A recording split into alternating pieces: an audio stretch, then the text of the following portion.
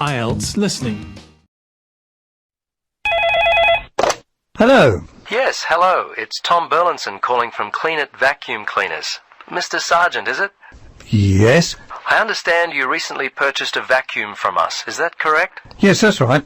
Well, this is simply a call to find out if you've been happy with your purchase. Our company prides itself on its after-sales service. Just because you've bought from us doesn't mean you're no longer important to us. Could you spare a few moments to answer some questions? Sure. How long will this take? Well, not long at all, Mr. Sargent. Usually only about 3 or 4 minutes. Okay. What would you like to know? Okay, great. I'll just go through the survey form and if you'll just bear with me, this shouldn't take long at all. Okay, first question. Which model did you purchase and when? Yes, it was the super cleaner. We bought it about 2 weeks ago. Let's see, it was a Monday, I think, because my wife's birthday was on the Sunday, 24th. That would make it the 25th. Yes, August the 25th. Okay. Now, do you remember the name of the salesperson? Was he worth remembering? Yes, his name was Jim. My wife and I were very impressed with him. He was a great source of information, very helpful. Great. I'll make sure that your kind words about Jim are passed on to him. Okay, now let's see. Yes. Have you purchased any other products from us this year? Oh, let's see. Of course, we bought the super cleaner. I think that's all. Well, we bought some vacuum bags with it as well. I think Daisy bought some carpet cleaner from your store back in February. That's about all, I think. I have to ask my wife about that one. She's not here at the moment. No, that's okay. Your answer will do fine. We don't have to be too picky. Okay, so how much money would you say you've spent, all told, in the store? Just an approximate amount will do fine. Wow, that's a difficult question. I don't really know. The vacuum was £150. The other stuff, I'd say around £15, I suppose. The total was around £165. But I couldn't be totally sure. It may be a bit more than that. That's fine. Now, the next thing on my list is how would you rate the quality of the products you purchased? Good, actually. Very good. So far, we've not had any problems with the products from Clean It. Service and value have been very good. So I guess you have a loyal customer. Oh, wonderful. I'm really pleased that your experience with our company has been a positive one. Tell me, do you purchase any other items of cleaning equipment? If so, from whom? I'm very fussy about the interior of my car, you know. The seats and carpets, I found a product from Easy Clean which works well on the carpets and an air freshener from Mr. Tidy that really smells good. Apart from that, I couldn't say for sure. I think my wife buys floor cleaner from Johnson Brothers. Well, we've just introduced a new line of car fresheners. You might like to stop by. We'll offer you a 20% discount. Okay, we're almost to the end of the questions. Now, I know you were happy with Jim, but overall, how would you rate the quality of our service? Fine. I thought it was good. The lady in accounts was a little unfriendly, but overall I would say the service was quite good, actually. Jim made all the difference, and you certainly seem to be a very nice person. Oh, thanks, Mr. Sargent. Please, Tom, call me Terry. Oh, okay, Terry. Very good. Second last question. We're thinking of expanding our trading hours. When are the best times, the most convenient for you to shop? Oh, I'm not a shopper. I mostly leave it all up to my wife. She works full-time. Let's see. For me, I guess I'd have to say Sundays between 1 and 3, and I'm not working on Thursdays now, so if I had to, I guess Thursdays between, say, 11 and 12 noon. Okay. Last question, Mr. Sargent. Terry, do you have any other suggestions for us? Anything at all? Well, come to think of it now, there was one thing. Turn up the air conditioner. I seem to remember sweltering in there, and it was unpleasant and hot. Also, and this is just me, I always like to have some music playing, you know, quietly in the background. It just makes the place seem friendlier, you know, more professional. Well, I'll certainly mention that to management. Well, that's it. Thanks so much for your time, Terry. If there is anything we can do in the future to help you, don't hesitate to call us. Okay, bye now. Yes, bye-bye, and thanks again. Section 2. After years of planning, Colin Clark finally got the opportunity in the winter of 2002 to visit and trek through the magnificent Sahara Desert. Earlier today, I talked with Colin about the trip and recorded this interview. Colin, thanks for taking the time to talk with me about your recent adventure. Tell me, how many days did the trip end up taking? It wasn't one of the easiest things I've ever done, let me assure you.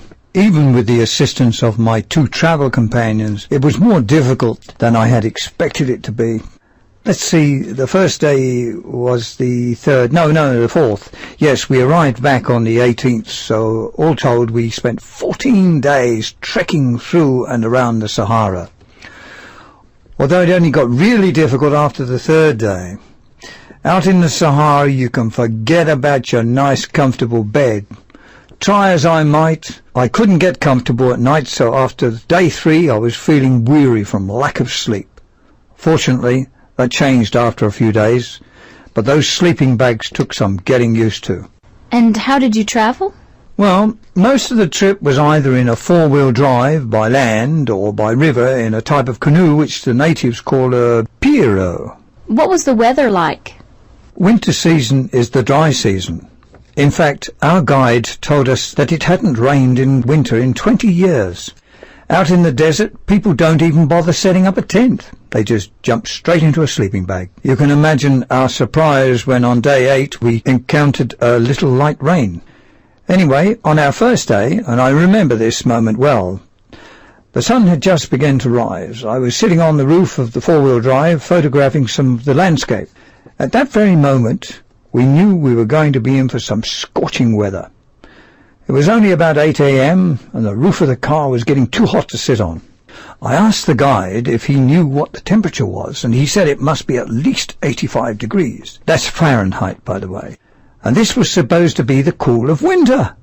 The rest of the trip was pretty much the same, although at night there was a considerable break in the heat. One night I even needed a blanket, which is pretty common at that time of the year, but it was never that cold. Highlights. I assume there were many, but are there any moments that really stand out above the rest? Yes, I'd have to say the simple pleasure of camping out in nature, especially at night, was a highlight. The light of the moon and the stars was just breathtaking.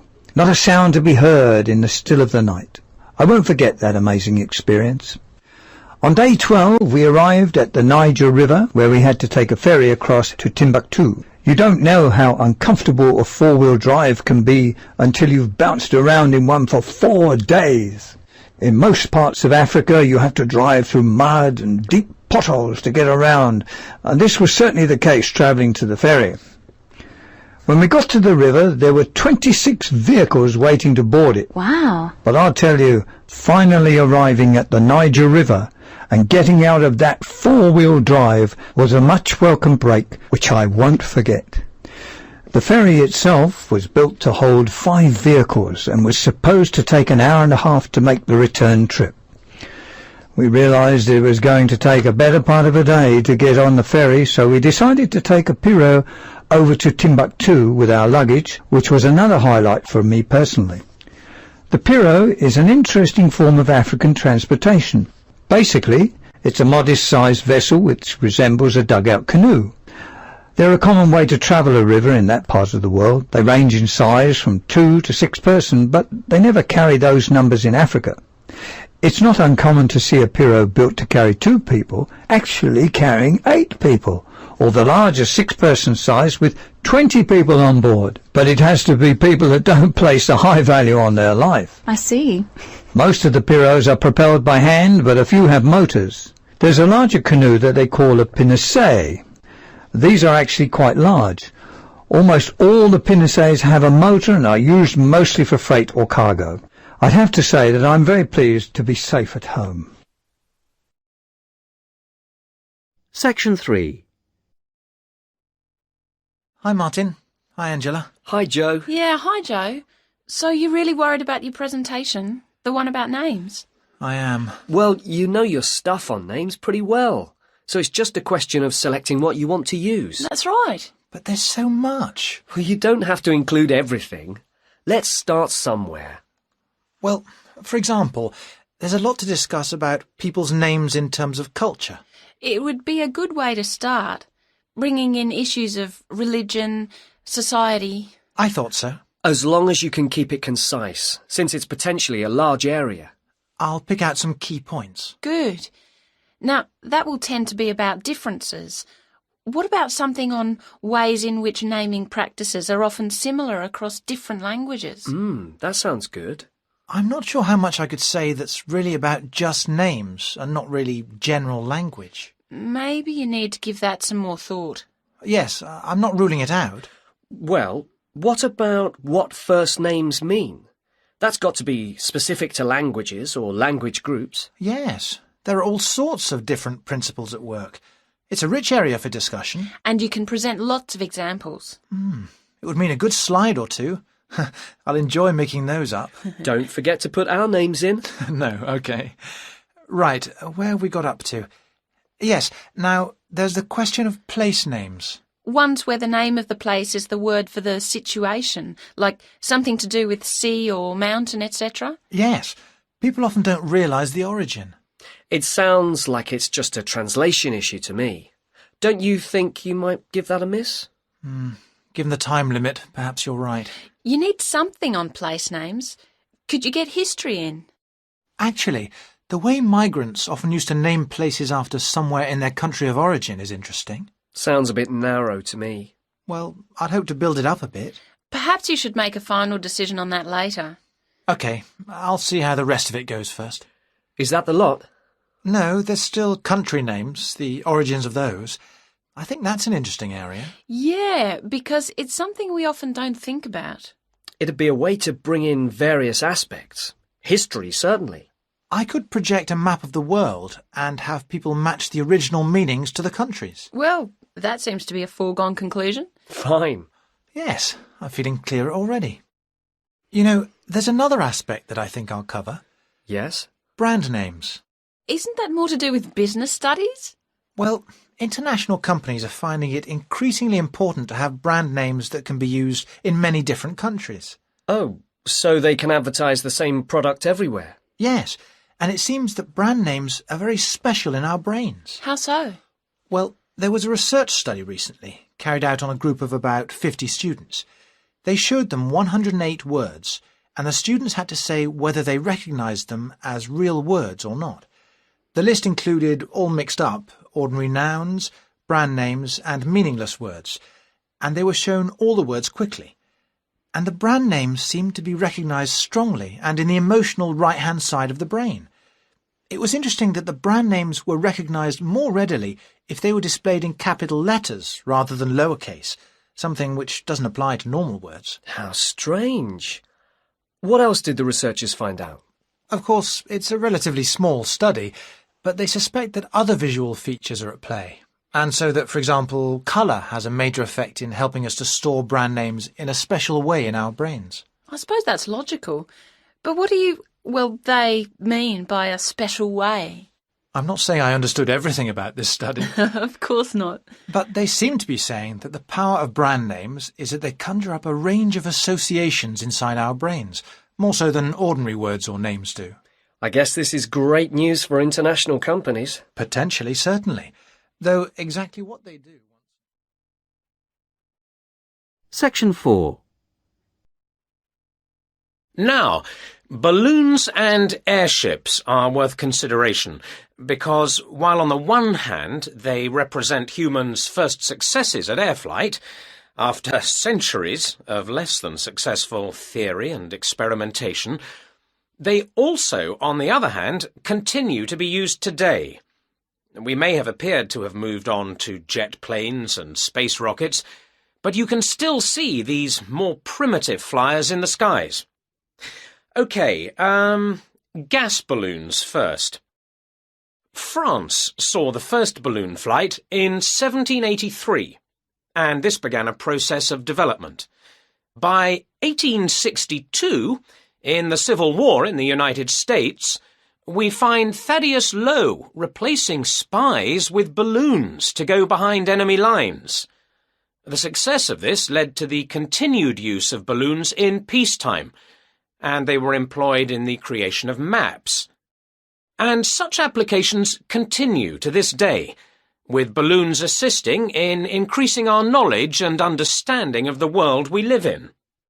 Unmanned balloons are still widely used to collect data to inform scientific research of various kinds. You'd be surprised at how much they contribute. All sorts of instruments can be mounted in a balloon, and ongoing investigations into climate benefit from the information that can be gathered from a flight. Well, that's gas balloons. Now, the increase in the popularity of ballooning as a sport or leisure activity has been mainly due to the development of the modern hot air balloon, being cheaper and safer than the gas balloon. Heating air, rather than using potentially explosive gas, is what makes these rise, although the process doesn't generate as much lift as with gas balloons. But this is a small price to pay for its other benefits, and this type of balloon is no doubt here to stay.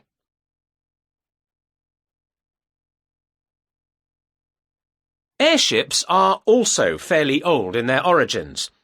The idea for a balloon that could be powered and steered was first published in France in 1784, although 1852 was the date of the first successful airship flight.